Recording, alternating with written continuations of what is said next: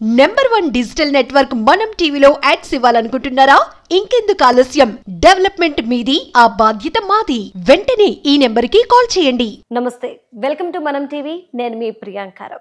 ద్వాదశ రాశుల వారికి ఈ నెల మొత్తం ఎలా ఉండబోతుంది, వారి ఆ రాశుల వారికి ఎలాంటి పరిణామాలు చోటు చేసుకోబోతున్నాయి, అలానే వాటికి పరిహారాలు ఏమున్నాయి అనే విషయాల్ని మనకు తెలియజేయడానికి ఈరోజు మనతో పాటు ఉన్నారు త్రికాల భైరవ స్వామి గారు. వారిని అడిగి మరిన్ని విషయాలు తెలుసుకుందాం. నమస్కారం గురువుగారు. గురువుగారు, మీనరాశి వారికి ఈ జూలై నెలంతా కూడా ఎలా ఉండబోతుంది? అమ్మా, మీనరాశి వారి యొక్క గ్రహ గమనాలని జూలై నెలలో మనం పరిశీలిస్తే సర్వార్థ మహాచింతామణి ద్వారా చక్కటి విషయాలు తెలియజేస్తున్నానమ్మా. మీనరాశి వారికి శుక్రగ్రహ ప్రభావం అత్యంత యోగప్రదంగా ఉందమ్మా. అంటే స్థిరాస్తులు కొనుగోలు చేసుకోవచ్చు. అంటే నూతన గృహం లేని వారికి, అద్దింట్లో ఉన్నటువంటి మీనరాశి వారందరికీ కూడా ఈ మాసంలో కానీ ఈ సంవత్సరంలో కానీ సొంత ఇల్లు ఖచ్చితంగా లాభిస్తుందమ్మా. అంటే కొనుక్కుంటారమ్మా, గృహయోగం ఉంది. అలాగే మీనరాశి వారికి ఈ సంవత్సరంలో వివాహం కాని వారికి ఖచ్చితంగా ఈ సంవత్సరం, ఈ మాసం దాటితే ముహూర్తాలు ఉన్నాయమ్మా. ఖచ్చితమైనటువంటి శుభకార్యాలు జరిగేటటువంటి అవకాశం చాలా ఎక్కువగా ఉందమ్మా. ఎందుకంటే శుక్రుడు బాగున్నాడు కాబట్టి. అలాగే మీనరాశి వారికి కుజుడు, రాహువు, కేతువు, బుధుడు వీరు కొద్దిగా దోషాన్ని ఇస్తున్నారు కాబట్టి వారికి పరిహారాలు చేసుకుంటే అత్యంత యోగప్రదంగా ఉంటుందమ్మా. శుభమస్తు. గురువుగారు, మరి ఈ మీనరాశి వారికి ఎలాంటి పరిహారాలు ఉన్నాయి? అమ్మా, మీనరాశి వారు ఈ మాసంలో కానీ ఈ సంవత్సరంలో కానీ ప్రతి మాసంలో కూడా మనకి పౌర్ణమి అని వస్తుందమ్మా. అటువంటి పౌర్ణమి రోజున ఉదయాన్ని కానీ లేదా సాయంత్రకాలం అంటే ప్రాతకాలంలో కానీ, అలాగే ఈ సాయంత్రకాలం కానీ గోధూళి ముహూర్తము అంటారమ్మా. 6 నుంచి 7 వరకు మనకి సాయంత్రకాలాన్ని గోధూళి ముహూర్తము అంటారు. ఆ సమయంలో మనకి పూర్ణ ఫలము అంటారమ్మా. అంటే కొబ్బరి బొండాన్ని చెక్కకుండా ముచుకతోటి పచ్చగా ఉన్నది, మచ్చలు లేకుండా ఉన్నటువంటి కొబ్బరి బొండాన్ని తాంబూలంతో సహా తీసుకుని మీనరాశి వారు గ్రామ దేవతల ఆలయాలు ఉంటాయమ్మా. ఖచ్చితంగా అక్కడికి వెళ్ళి ప్రతీ నెల పౌర్ణమి రోజున ఉదయం కానీ సాయంత్రం కానీ ఆ పూర్ణఫలాన్ని తాంబూలంతో సహా గ్రామ దేవతలకి సమర్పిస్తే మీనరాశి వారికి ఉన్నటువంటి దోషాలన్నీ కూడా నివారణ అవుతాయమ్మా. శుభమస్తు. గురువుగారు, మరి ఈ మీనరాశి వారు ఏ దైవాన్ని ఆరాధించాలి, అలానే ఏ మంత్రం జపించడం వల్ల వీరికంతా కూడా మంచి జరుగుతుంది?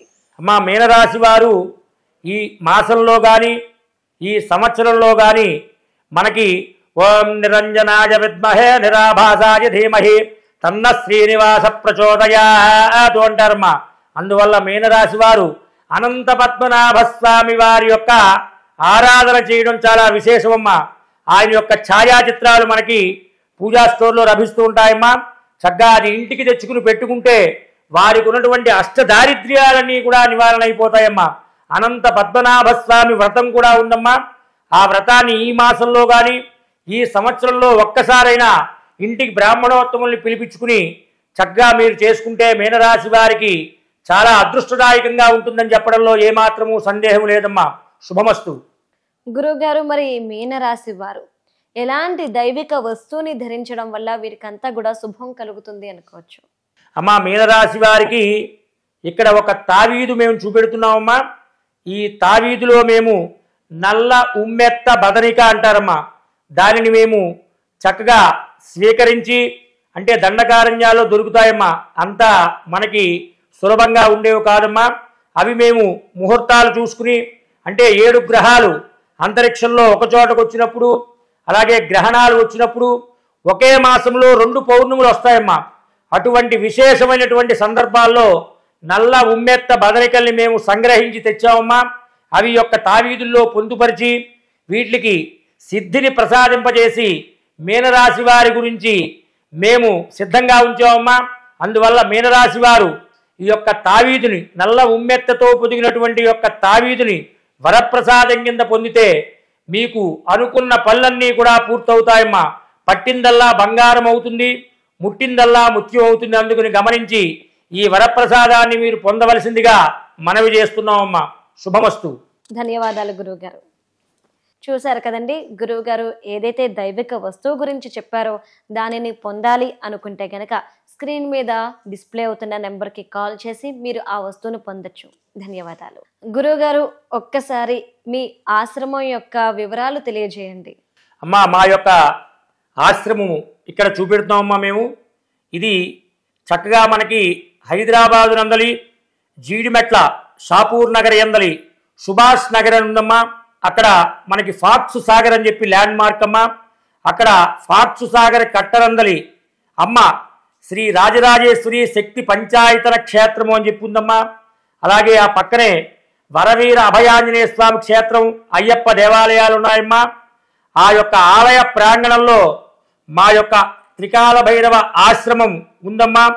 అందువల్ల భక్తులంతా కూడా గమనించి మీకు ఎటువంటి సమస్యలున్నా కూడా ఆధ్యాత్మిక, ఆర్థిక, అలాగే ఎటువంటి సమస్యలు, సందేహాలు అవన్నీ కూడా ఉన్న ఈ యొక్క ఆశ్రమాన్ని మీరు వెనువెంటనే సంప్రదిస్తే త్రికాల భైరవ స్వామి అయినటువంటి నేను ఆ యొక్క సమస్యలన్నిటికీ కూడా సర్వార్థ మహాచింతామణి ద్వారా పరిష్కారాన్ని చూపిస్తానమ్మా. అలాగే మా ఆశ్రమం నందలి కొద్ది కాలం గడిచిన తర్వాత, అంటే శ్రావణ మాసం రాగానే గోపోషణ, అలాగే వేద విద్యార్థులు ఉంటారమ్మా అక్కడ. అంటే వారు అనాథలమ్మా. 7గురిని మేము అక్కడ తీసుకుని, అంటే సప్తమహర్షులు పేర్లు పెట్టామమ్మా వాళ్ళకి స్మార్త విద్య అనేది అక్కడ చేర్పించడం, అంటే నేర్పించడం, పోషణ ఇవన్నీ కూడా జరుగుతున్నాయి. అందుకుని దాతలంతా కూడా, సహృదయులైనటువంటి దాతలంతా కూడా ముందుకు వచ్చి ఈ ఆశ్రమాన్ని సంప్రదించి మీ యొక్క ఉన్నతమైనటువంటి ఆ దాతృత్వాన్ని చాటుకుంటారని చెప్పి విజ్ఞప్తి చేస్తున్నానమ్మా. శుభమస్తు. ధన్యవాదాలు గురుగారు. మీ బంగారం బ్యాంకులో ఇతర ప్రైవేటు సంస్థల్లో ఉన్న విడిపించి కొనబడను. కొమ్మూరి గోల్డ్, ఆంధ్ర మరియు తెలంగాణ.